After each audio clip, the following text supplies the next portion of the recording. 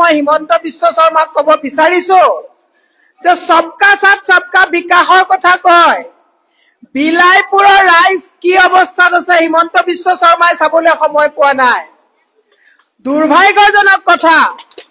কালি ৰাতি মই দুধপাৰাত ফোন কৰিছো উকে মিটিং কৰিছো ৰাস্তাত গাত মানুহৰ অৱস্থা একেবাৰে বেয়া আৰু ইয়াত যিসকল বিধায়ক আছে যিটো দলৰ পৰা বিধায়ক হৈ পেলাই ইয়াৰ পৰা গৈছে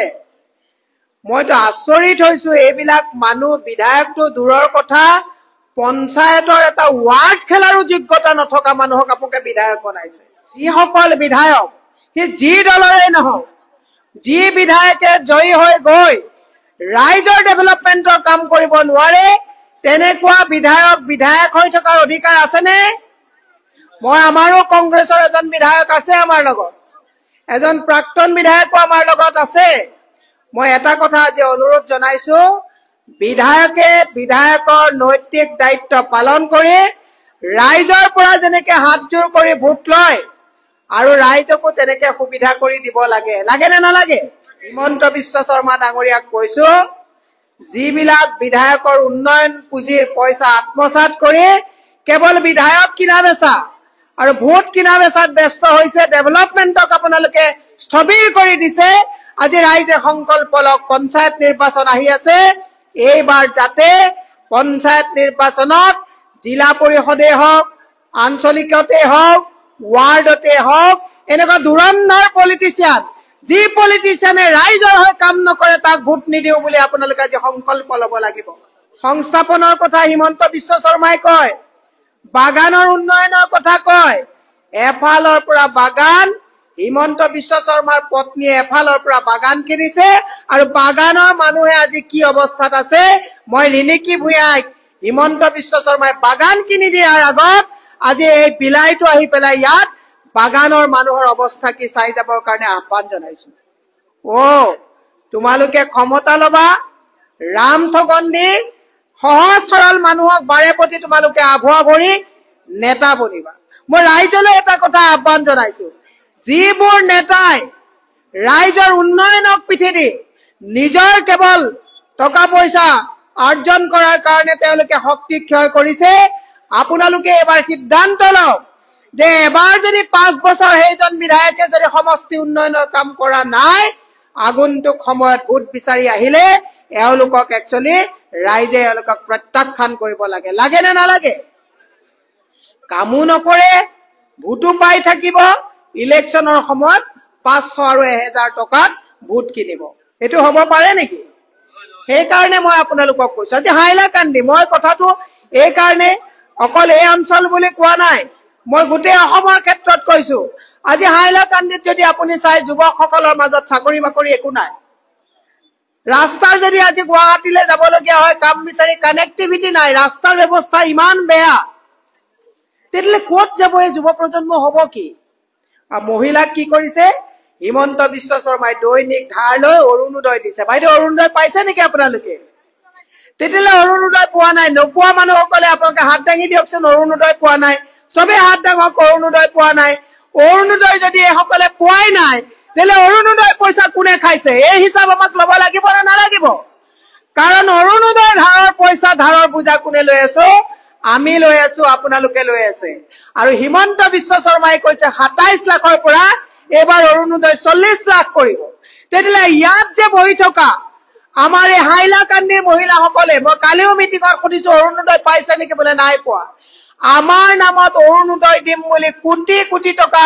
ধাৰত লোৱা হিমন্ত বিশ্ব শৰ্মাক হিচাপ খুজিব নে নুখুজিব ইয়াৰ যে বিধায়ক এই আইডিএফৰ যে বিধায়ক আছে বিধায়কক আপোনালোকে খুদিব নে নুখুদিব যে আমি কিয় অৰুণোদয় পোৱা নাই কাৰণ অৰুণোদয়ৰ নামতটো লোন যে লৈছা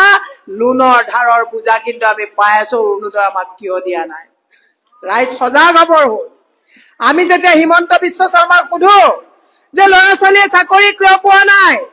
তেতিয়া হিমন্ত বিশ্ব শৰ্মাই কি কয় যে গৰু কাটা বন্ধ কৰে আমিতো গৰু কাটা কথা সোধা নাই তোমাক আমি কৈছো ল'ৰা ছোৱালী চাকৰি কিয় নাই হোৱা আমি যেতিয়া সুধো যে আলু পিয়াজ বস্তু মেডিচিনৰ দাম কিয় বৃদ্ধি হৈছে মহিলাই কিয় পাকঘৰত কম পইচাত বস্তু পোৱা নাই তেতিয়া হিমন্ত বিশ্ব শৰ্মাই কয় মাদ্ৰাজাত বুলডোজাৰ লগাব আৰে লগোৱা তুমি দাম কেতিয়া কমাবা সেই প্ৰশ্ন আমি সুধিব লাগিব না নালাগিব আমি সুধিছো যে এফালৰ পৰা স্কুল বিলাক বন্ধ কৰিছা তোমাৰ পত্নীয়ে ইংলিছ মিডিয়ামৰ স্কুল খুলিছে ঠিকে আছে ইংলিছ মিডিয়ামৰ স্কুল আমাক লাগে কিন্তু আমাৰ মানুহসকলে আমাৰ বিপিএল কাৰ্ড পাই থকা ল'ৰা ছোৱালী বিলাকৰ পৰিয়াল বিলাকৰ ল'ৰা ছোৱালীয়ে স্কুলত যোৱা স্কুল বিলাক কিয় তলা লগাইছা মাষ্টৰক কিয় স্কুলৰ পৰা আঁতৰাইছা তেতিয়া হিমন্ত বিশ্ব শৰ্মাই কয় যে মছজিদৰ পৰা 500 মিটাৰ দূৰলৈকে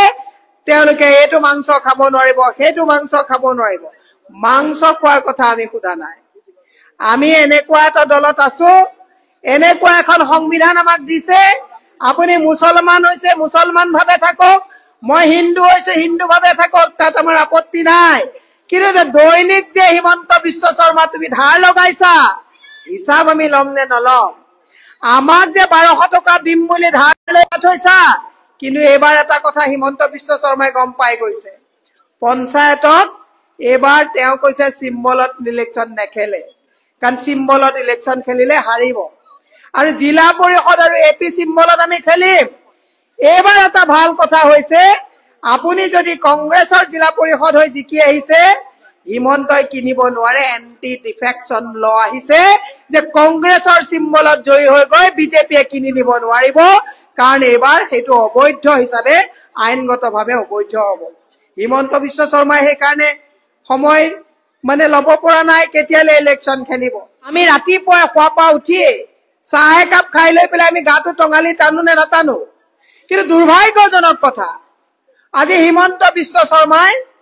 গোটেই বাগান অকল বাগান যে আপোনাৰ হাইলাকান্দি বুলি নহয় গোটেই অসমত যিমান বাগান আছে বাগানৰ মানুহৰ ভূমিৰ পট্টাৰ মানুহৰ মানে মানুহ ভৰিৰ তলৰ মাটিৰ অধিকাৰ চিনি লবলৈ তেওঁ গৈছে আজি তাৰিখত বাগান বিলাকত তেওঁলোকে এটা নতুন আইন কৰিছে যে বাগানত 50% মাটি তেওঁলোকে বেলেগক দিব পাৰিব তাত ইণ্ডাষ্ট্ৰি খুলিব বেলেগ হোটেল খুলিব তাৰমানে এদেও দুদেও লুটা নিয়াৰ চেও লাহে লাহে বাগান বিলাক তেওঁলোকে উচ্ছেদ কৰাৰ এটা পৰিকল্পনা কৰিছে তাৰ উদাহৰণ